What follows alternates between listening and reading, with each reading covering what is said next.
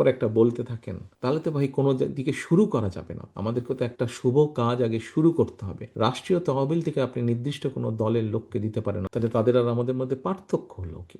একজন একটি পলিসি দিচ্ছে, একটি দল, আমি নাম না বলি, একটি দল পলিসি দিচ্ছে যে এই দেশে, বাংলাদেশে, এই দেশে সার্ভিস আছে, অ্যাম্বুলেন্স সার্ভিস।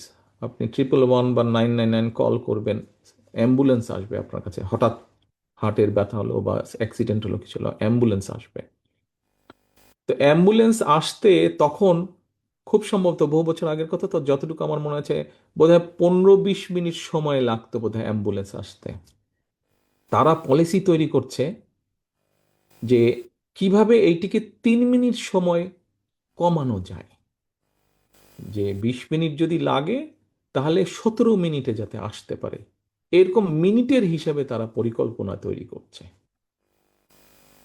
সহকর্মীবৃন্দ, আপনারা অনেকেই বিদেশে এসেছেন, অনেক জায়গায় গেছেন, হয়তো লন্ডনে অনেকে এসেছেন।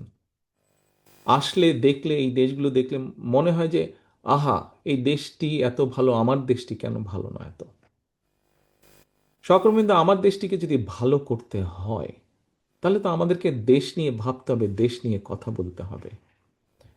কে কয়বার ক্ষমতায় থাকবে আর কাকে কিভাবে আমরা সাইজ করব, রাজনীতির ভাষায় বললাম, এটি যদি আমরা চিন্তা করতে থাকি তাহলে তো হবে না। আপনাকে তো দেশ নিয়ে পরিকল্পনা করতে হবে।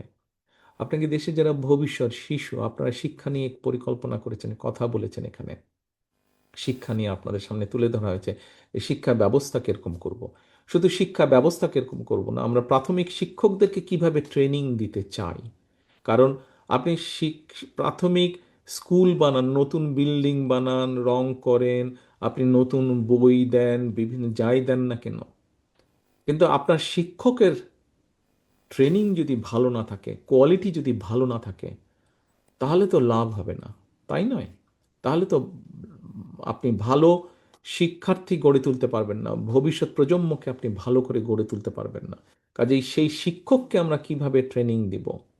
ওয়ান টিচার ওয়ান ট্যাব, বা ওয়ান ট্যাব ওয়ান টিচার, যেই পলিসিটি আপনাদের সামনে তুলে ধরা হয়েছে, এটি কেন করা হয়েছে? এটি করা হয়েছে যে আমরা আমাদের শিক্ষকদেরকে আমরা বেটার ট্রেন দিতে চাই, যাতে করে তারা ভবিষ্যৎ প্রজন্মকে ট্রেনিং দিতে পারে, ভবিষ্যৎ প্রজন্ম যাতে এই কাজগুলো করতে পারে, এই কাজগুলো যাতে তারা করতে পারে। অর্থাৎ যা আমরা এখানে আলোচনা করেছি এগুলোকে আরও রিফাইন করে, আরও বেটার করতে পারে।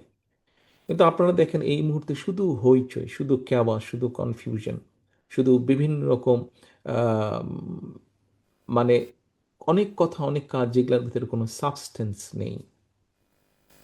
একমাত্র বিএনপি সেই দল যারা, হ্যাঁ আমরা অনেক কিছু বলছি না, অনেক কিছু আছে আমাদের মধ্যে, কিন্তু মেইন কোর যেই বিষয়গুলো আমরা সেগুলো তুলে ধরতে চাইছি, সেগুলো আমরা করতে চাইছি।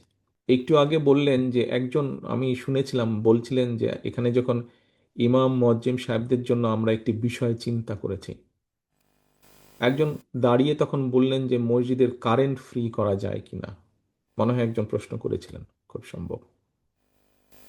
সহকর্মীবৃন্দ, আগে যেটা আমরা পরিকল্পনা করেছি আমরা সেটি আগে করার চেষ্টা করি, তাই না? সেটি আপনি অন্তত এতটুকু বলেন আমাদেরকে যে ঠিক আছে, দল কেন্দ্রীয় পর্যায় থেকে এই জিনিসটা চিন্তা করেছে, আপনাদেরকে ধন্যবাদ, আমরা এটা মানুষের মাঝে নিয়ে যাচ্ছি, বিশেষ করে যাদের জন্য আমরা করতে চাইছি তার জন্য করতে চাইছি।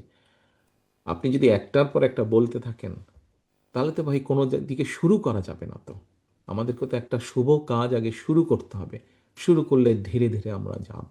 থেকে নির্দিষ্ট একটি দলের কর্মীদেরকে কি করে ভাতা দিবেন? এটা কোন আইনে আপনি এটাকে জায়েজ করবেন? তাহলে একটু আগে একজন এখানে বলেছেন যে কোনো কিছু কিছু ব্যক্তি প্রতিষ্ঠান, প্রাইভেট প্রতিষ্ঠানে বিশেষ একটি দলের লোক কাজ করে, সেটা যাতে পরিবর্তন হয়, তাতে কন্ট্রাডিক হচ্ছে ভাই। আমরা কি বলছি না বলছি আমাদেরকে বিবেচনা করতে হবে, তো বাস্তবসম্মত বিষয় চিন্তা করতে হবে। রাষ্ট্রীয় তহবিল থেকে আপনি নির্দিষ্ট কোনো দলের লোককে দিতে পারেন না, তাহলে তো যেই স্বৈরাচারকে আপনি বিদায় করেছেন, আমরা দেখি যে বিভিন্ন সময় খবর টবরে কিছু কিছু বেরিয়েছিল যে রাষ্ট্রীয় তহবিল থেকে তারা তাদের নিজেদের দলের লোকজনকে টাকা পয়সা দিয়ে থাকে, তাহলে তাদের আর আমাদের মধ্যে পার্থক্য হলো কি?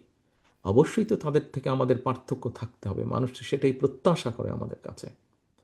কাজী সহকর্মীবৃন্দ, হ্যাঁ সত্য, আমাদের ছাত্রদলের বহু নেতাকর্মী যে সময় বিসিএস পরীক্ষা দিতে পারতো, ভালো রেজাল্ট করতে পারতো, চাকরি বাকরি করতে পারতো, সেই সময় তারা সেটা করেনি, সেটা ত্যাগ করে তারা বরঞ্চ মানুষের অধিকার প্রতিষ্ঠার জন্য সংগ্রাম করেছে। বয়স পেরিয়ে গেছে তাদের, এখন চাকরি বাকরির সুবিধা নেই, হয়তো ব্যবসা বাণিজ্য করতে পারবে না। সেই জন্য কিন্তু আপনারা দেখেছেন